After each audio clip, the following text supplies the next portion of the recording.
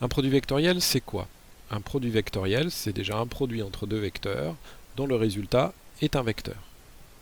Comme tous les vecteurs, ce vecteur aura une direction, un sens et une norme. Donc à chaque fois que vous aurez un produit vectoriel à effectuer, vous aurez à définir ces trois caractéristiques-là. Ce vecteur se définit comment? D'abord la direction. La direction, en fait, on voit ici sur l'illustration que le vecteur résultat W est bien perpendiculaire et à U et à V. Donc la direction est définie par la direction perpendiculaire aux deux vecteurs formant le produit. Le sens, on verra dans les exemples, il dépend du sens du produit vectoriel. Effectivement, le produit vectoriel est une fonction antisymétrique. Si vous avez U vectoriel V, ça correspond à moins V vectoriel U. On le verra par la suite. La norme est définie par l'expression qu'on a vue dans le cours, qui est la norme du produit vectoriel. C'est le produit de la norme des vecteurs multiplié par le sinus de l'angle alpha. Or, en mécanique, quasi systématiquement, les vecteurs qu'on utilise sont des vecteurs unitaires, ce qui permet de ramener l'expression de la norme du produit vectoriel à un simple sinus de l'angle entre les deux vecteurs dont on fait le produit vectoriel.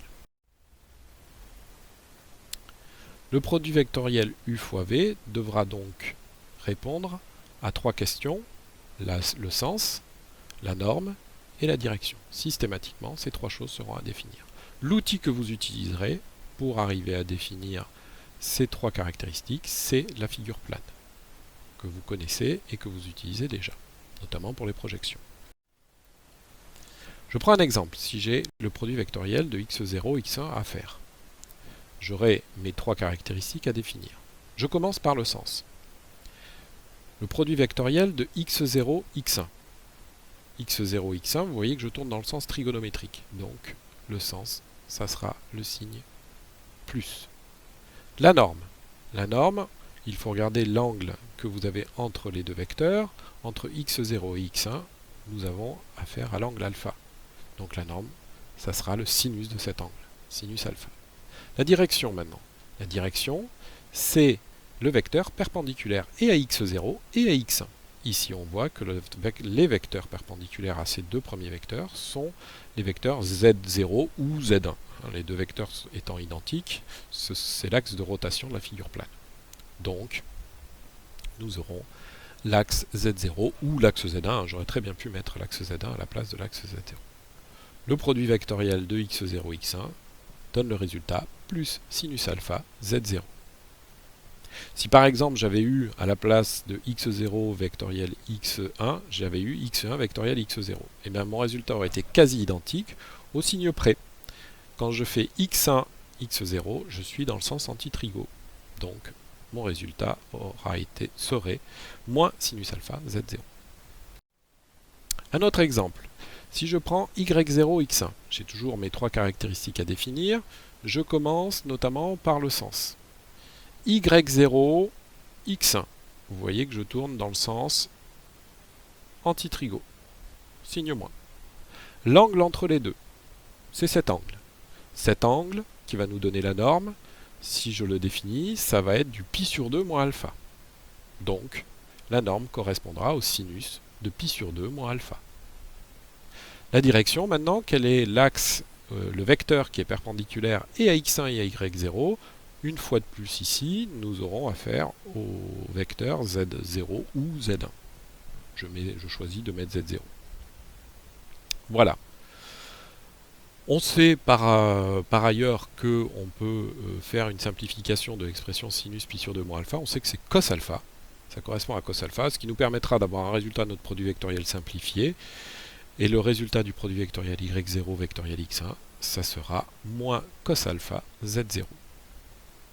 Maintenant, étudions deux cas particuliers. Premier cas particulier, c'est quand les deux vecteurs sont perpendiculaires. Par exemple, ici, le produit vectoriel de z1, x1. Vous voyez que z1, ici, qui est l'axe de rotation, est bien, qui sort de notre plan, de l'écran de l'ordinateur, est bien perpendiculaire à x1.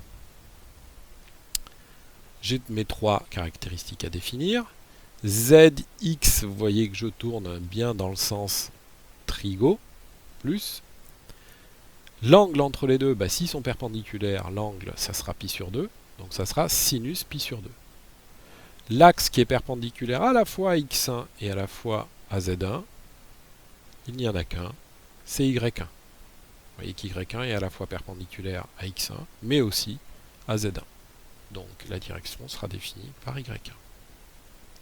Sinus pi sur 2, c'est un résultat qu'on connaît, ça fait 1, ce qui permet d'exprimer le résultat du produit vectoriel z1x1 plus 1 fois y1, ce qui en fait donne y1.